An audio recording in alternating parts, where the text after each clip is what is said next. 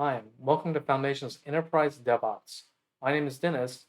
Now we'll cover software development lifecycles. Let's go ahead and get started. Today's learning objectives include understanding the differences between the different models of software development lifecycles, threat modeling, as well as applying agile and Kanban methods. We want to integrate threat modeling with your SDLC, your software development lifecycle, and also scope the level of effort around development tasks and projects as you complete your engagements as a developer. Now, project management for devs. Now, it doesn't mean that you'll become a Scrum Master or a PMP certified requirement. It just means that you need to play with other stakeholders. When we mean play, we mean participate, share ideas, and collaborate accordingly, and do so within the time specified. Traditionally, the waterfall method was actually the first method for a lot of places. You started off with requirements, then you created designs around that, around architecture. You eventually implemented that design through software coding, you verified, and then you moved into a maintenance steady state window. It's a linear order with extremely slow lead times, and you had to get it right the first time, otherwise, iteration back was very expensive. It's very common in larger enterprises without a lot of support and a lot of issues around DevOps culture or lack of resources. As its name implies, you can see here that we have, actually, let's grab our pen, the waterfall method across each one. So it's actually going downward. Now, remember, that's just one iteration in a slow moving process. There's no concept of multi threading, and it's a linear sequence of steps. Each step has to be completed before you move on, and the mistakes are very costly. And the iteration against that was the critical path method. So also a project management method where you had potential branching, right? Decisions, right? Branching, and you had to actually complete all the critical paths. What was considered optional and what is considered mission critical no matter what. Over here, we have a diagram with A, B, C, D, E, and F. And we have 4 months, 3 months, 1 month. And depending on your critical path, let's say you had to go through choice A, and you had to also create C before reaching the end node. This is your critical path. And so you would take that as opposed to a different path based on your requirements. You had optional nodes, and again, you elected your path based on the least resources and time spent. This is an iteration of the waterfall method because you still have dependencies here and there, and you didn't have any concepts of reiteration at all. Again, original waterfall method revised and had a way for project managers to have least amount of resources applied to the minimum viable product. Think of branching and MVP, minimum viable product. Then came Agile and Scrum. Now, this came roughly in the mid 2000s as it really started taking hold. Agile is kind of a methodology, just like DevOps, of being extremely fast and of your iterations. So instead of doing a waterfall method that you saw earlier, instead of having one waterfall method, you'd have this waterfall method occurring in weeks and days in smaller chunks. Scrum is an implementation of Agile methodology. In other words, basically it says, hey, instead of doing a large system plan, take the plan by each use case. Now, there's some shortcomings with that, but for the most part, Scrum has made it possible for much faster iterations, higher qualities of code, and better feedback loops. Ultimately, what you see here is that we have a planning session meeting based on your product backlog. Your backlog is essentially a series of tasks, and the backlogs include stories of users, which would say, hey, as a cybersecurity person, I need to make sure that you have logging and monitoring enabled. I, as a stakeholder that is a consumer of your API, do you have it always up and running 24/7? Can you scale up to, I want to be able to have it at 1 gigabits per second as my throughput? In your sprint planning meeting, you would have that goal of architecting how you want tasks broken out. And your sprints will last anywhere from 1 to 4 weeks, usually about 1 week. So you have 1 week to get code delivery out, get feedback, and move on to the next series of use cases. A daily scrum is actually a daily stand-up check-in to make sure that people are getting stuff done. And ultimately, Scrum is about holding people accountable and having small iterations of development process through a series of sprints. Right? Remember, sprint lasts anywhere from 1 to 4 weeks. You're expected to have code put out. You're supposed to have concepts and feedback. And if you can't get a backlog task done, it has to go to the next sprint until you have completed all sprints. Now, sprints and boards. So the idea of sprints are based on weekly requirements on a story, like I said. The story has one or more tasks to do, and those tasks have to be put into a queue, and they're either moved in process, verification, and finally completion based on iteration and feedback. Now, one story might have multiple tasks based on dependencies and needs. So, for instance, if I needed an API deployed to production and I needed infrastructure and it wasn't serverless, I had to go and provision infrastructure. All this has to get done within a 1 or 2 week time span. In the developer sprint, you have usually what's called Jira boards in this case. You're moving a task from left to right as you progress through. After you complete all tasks, you can mark the story as complete, which is essentially a use case based on a stakeholder's lens. Boards are usually called Kanbans, but really some people call it Jira boards, whatever it may be. Just think story is use case from the perspective of a stakeholder. A task is, right, your backlog dependency. And you can't complete, once you complete all of this, your story is now complete. This must occur at each sprint. Remember, a sprint is anywhere from 1 to 4 weeks. Furthermore, you need to have documentation. In each sprint, you want to make sure you have a README file at minimum, use cases, release notes, bugs, and version control. So, you'll learn in your lab, GitHub, and Git commands around publishing and committing code to a repository and having that code tagged so you can actually have it back in your Jira boards. From a PM perspective or a project management perspective, you'll also have other documentation. You as a dev may not do this, but you might be seeing this. One popular one is called the Gantt chart. The Gantt chart is pretty much a timeline. Now, traditionally, it's been based on waterfall. However, for the most part, each one, a sprint, is dependent on each other to get everything done. You can't just break everything out and not have dependencies. When a backlog or a portion of your sprint cannot be completed due to issues that are outside of your control or other issues that you cannot get working, that's called a blocker.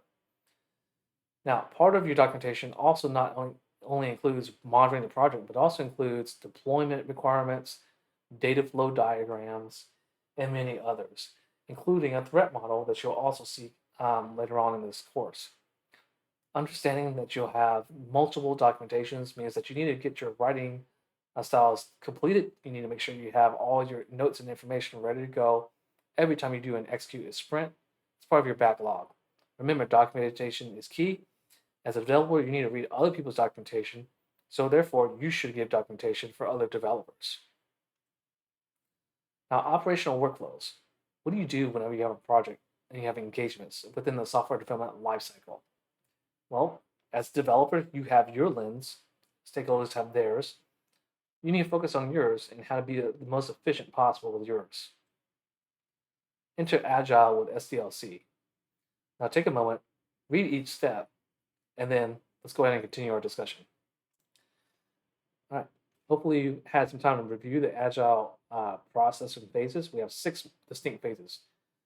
Gathering requirements, you design, you develop, test, deploy, and review. So basically, iteration.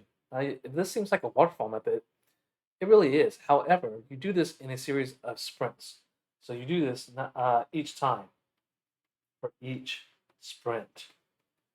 And you're probably going, wow, that's a lot of work. And it really is. But if you're doing this in smaller chunks, you're not doing this for a whole solution system.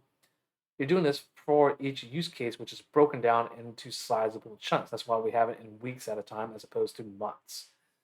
So each sprint has a backlog task that uses all 6 SDLC steps. Remember, SDLC means what? Software development lifecycle. Specific use case context that you're not the entire application. Again, your scope is in small batches to get the most feedback possible. Now, when you want to align Agile, you want to implement Scrum. As a developer, what does that mean to you? Well, your sprints are batches of your work log tasks. What are your work log tasks? Well, are based on each user's use case or story based on here. You'll move them according to task in progress, completion, and close, depending on the feedback. What will your tasks look like? Well, it depends on your use case story.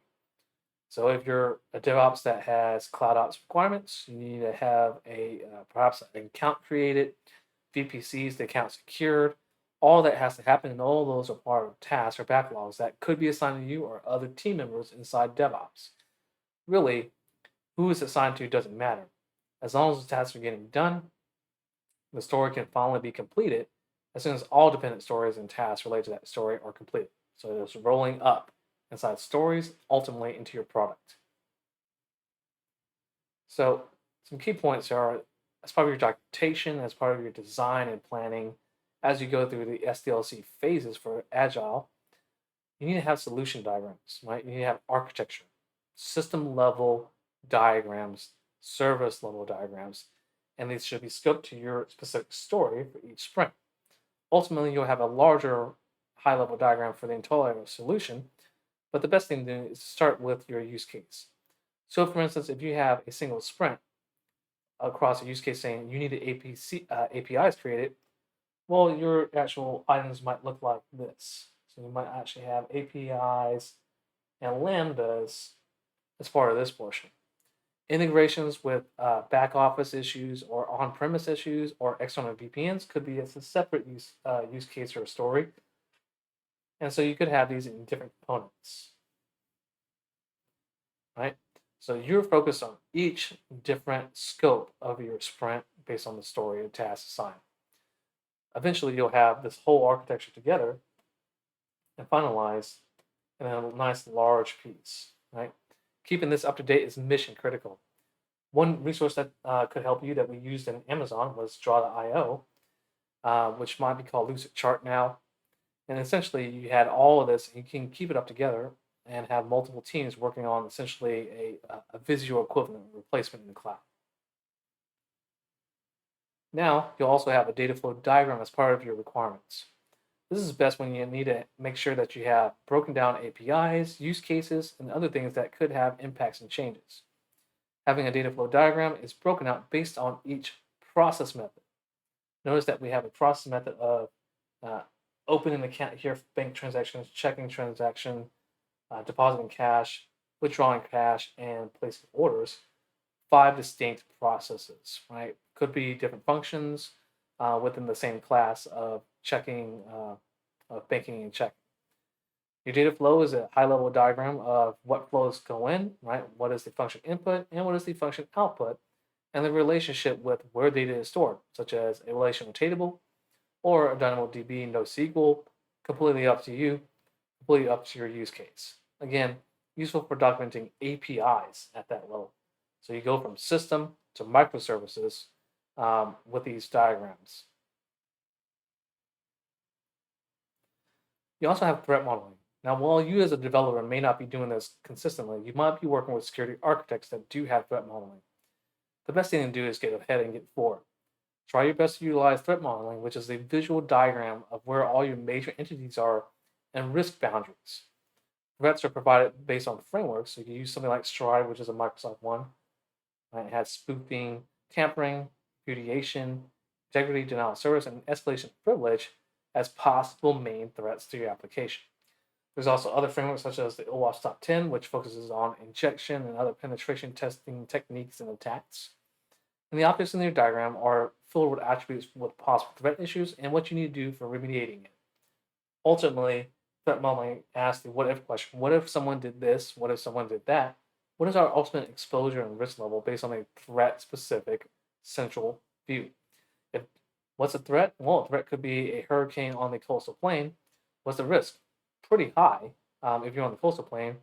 Hurricane coming inward and land as you move forward north, the risk or the impact might be lower.